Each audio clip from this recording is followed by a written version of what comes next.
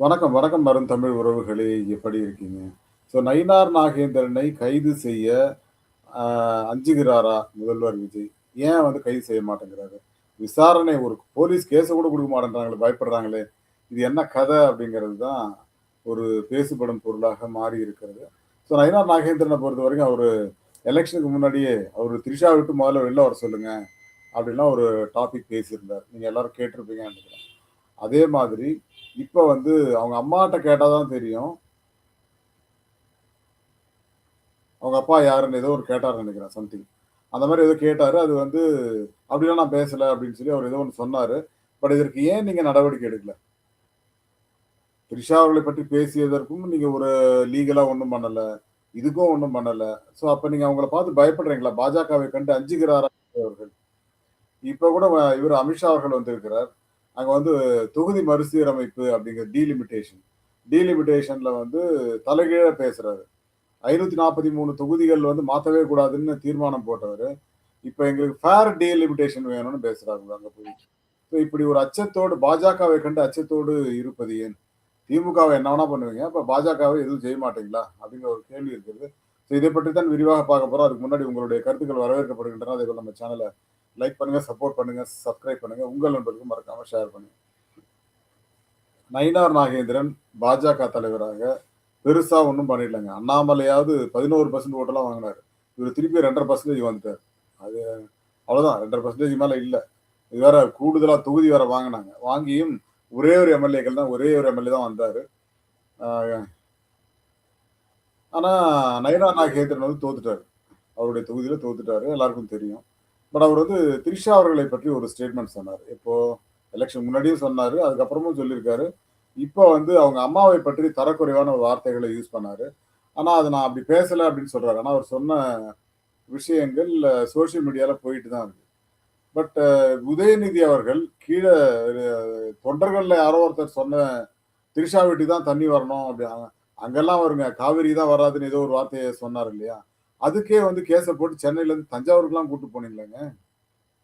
அப்ப நயினார் நாகேந்திரன் சொன்ன வார்த்தைகளுக்கு அவர் என்ன பண்ணியிருக்கணும்? தூக்கி ஜெயில்ல போட்டிருக்கணும். இதுவரைக்கும் அவர் மேல கேஸ் குடுக்குறதுக்கே பயப்படுறீங்களே விஜய் அவர்களே! அதுக்கு என்ன காரணம்? உடனே உங்க தொண்டர் யாராவது ஒருத்தர கேஸ் குடுக்க வைப்பீங்க. அப்புறம் சென்னையிலேருந்து அவர் திருநெல்வேலி கூட்டு போங்களேன். என்ன இப்போ? அந்த அளவுக்கு நமக்கு தைரியம் இருக்கா? நிச்சயமா தைரியம் கிடையாது. நயினார் நாகேந்திரன் 3, 4 தடவை விஜயை பற்றி மிக கேவலமா பேசியிருக்காரு. பேசியது உண்மை. ஆனால் இதை விஜய் கேட்பாரா என்றால் கேட்கவே மாட்டார். ஐயோ! நமக்கு பயங்க. ஆமா. நம்ம போய் கேட்டு ஏதாவது பண்ணிட்டாங்கன்னா என்ன பண்றது? அப்படின்னு. யூடியூபர்கள கைது பண்றீங்க. திமுகவை சார்ந்த ஜென்ஸிக்களை கைது பண்றீங்க. யார் யாரையோ கைது பண்றீங்க. உதயநிதிய கைது பண்ணி நான் கைதெல்லாம் பண்ணல. அவர் கைது பண்ற எண்ணம்லாம் எங்களுக்கு இல்ல. நாங்க விசாரிக்க போறோம் அவ்வளவுதான். ஏங்க விசாரிக்க சென்னையில விசாரிச்சுட்டு போலாமாங்க? எதுக்குங்க அதுக்கு இங்க இருந்து அங்க கூட்டு போய் அதுவும் ஒரு 1/2 மணி நேரம் கூட கிடையாதுங்க. 40 நிமிஷம் நினைக்கிறேன் சம்திங் அவ்வளவுதான். அதுல விசாரிச்சு என்ன பண்ணிட்டீங்க? ஒண்ணுமே பண்ணலையே. What is solution? அப்படிங்கிறத கேட்டா ஒண்ணுமே இல்ல. அதேபோல நயினார் நாகேந்திரன் ரொம்ப அருமையா பேசுறாரு. அவங்க திரிஷா அவர்களையும், விஜய் அவர்களையும் இணைத்து பேசுவது, அவங்க வீட்ல இருந்து அவர் முதல்ல வெளியில வரட்டுங்கங்கிறாரு. ஆனா அதை பற்றி அண்ணன் விஜய் அவர்கள் ஒரு வார்த்தையும் சொல்ல மாட்டேங்கிறாரு. ஏன் அவர் மேல ஒரு கேஸ போடுங்க.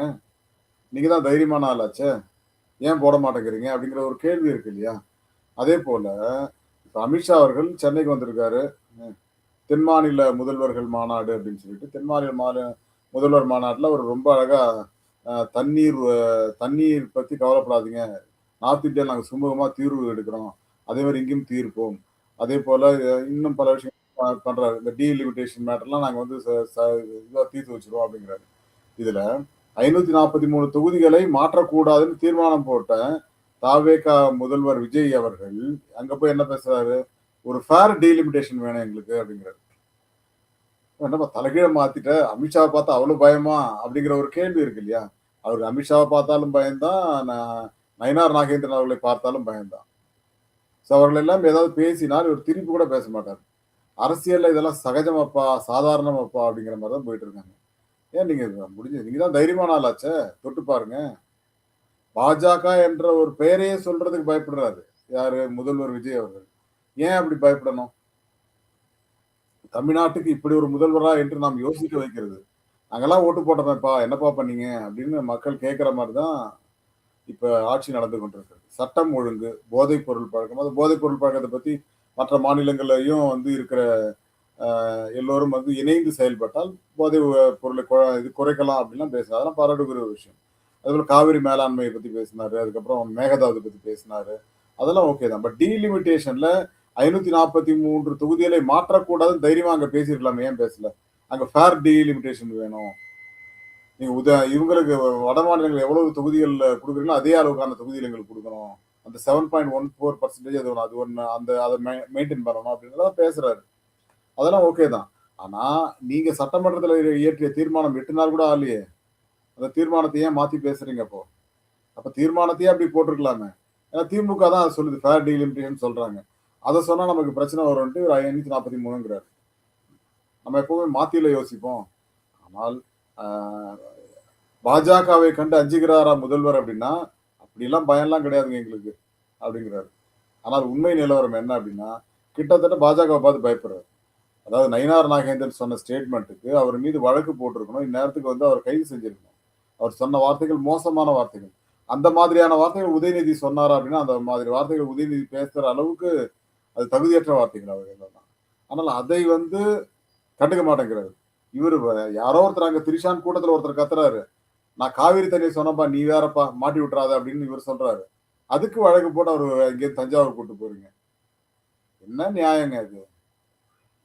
விஜய் அவர்களே அப்படின்னு தான் கேட்கணும். முதல்வர் விஜய் அவர்களே இத வந்து எதுக்கு பயம் அப்படின்றத வந்து சொல்ல மாட்டீங்களா? நான் என்ன சொல்றேன், நீங்க பயப்படுறீங்க அப்படின்னா, இல்லங்க எனக்கு பயம் இருக்குன்னு சொல்லிட்டு போங்களேன். நயினார் நாகேந்திரன வந்து பார்த்து பயப்படுறீங்க. ஆனா திமுக வச்சு செய்றீங்க. ஏன்னா திமுக ஆட்சியில இல்ல. ஒருவேளை திமுக மீண்டும் ஆட்சிக்கு வந்தால் தன் மீது ஊழல் வழக்குகளை போடுமோ அப்படிங்கிற ஒரு அச்சத்துல, ஒரு கோப்பு கையில இருக்குதுங்க. நான் எப்போனா அத கையில எடுப்பேங்க. சிஏஜி அறிக்கை தான் அது வேற ஒண்ணும் கிடையாது. நத்திங். அதாவதுங்க இருக்கிற நிதியமைச்சருக்கும் அத பத்தி ஒண்ணும் தெரியாது. முதலமைச்சர் அவர்களுக்கும் ஒண்ணும் தெரியாது. திமுக வந்து சட்டமன்றத்துல எதிர்த்து நாங்கள் அதை எதிர்கொள்ள தயாராக இருக்கிறோம் பேசியிருக்கணும், பேசல. பேசணும். ஏன்னா, அதாவது வழக்குகள் வரட்டும், அதுக்கு ஆதாரம் இருந்தாலும் கைது செய்யட்டும் அதெல்லாம் வேற விஷயம். பட் இதை தைரியமா எதிர்கொள்ள வேண்டிய கட்டாயத்துல திமுக இருக்கு.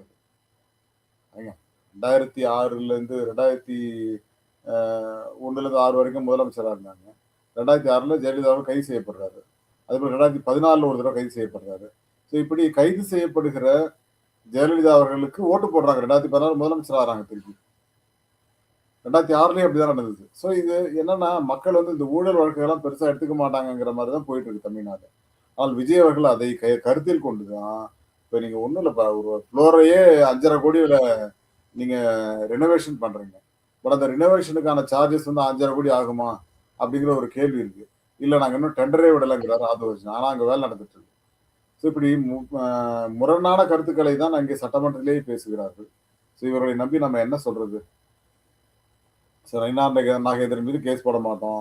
பாஜகல யாராவது பேசினா கேஸ் போட மாட்டோம். அண்ணாமலை பேசுறாரு, அதுக்கும் கேஸ் போட மாட்டோம். அமித்ஷா பேசினாலும் கேஸ் போட மாட்டோம். ஆனால் திமுக பேசினா மட்டும் நாங்க கேஸ் போடுவோம். அவ்வளவுதான். Okay. Thank you. Thank you all. மீண்டும் சந்திப்போம். நன்றி.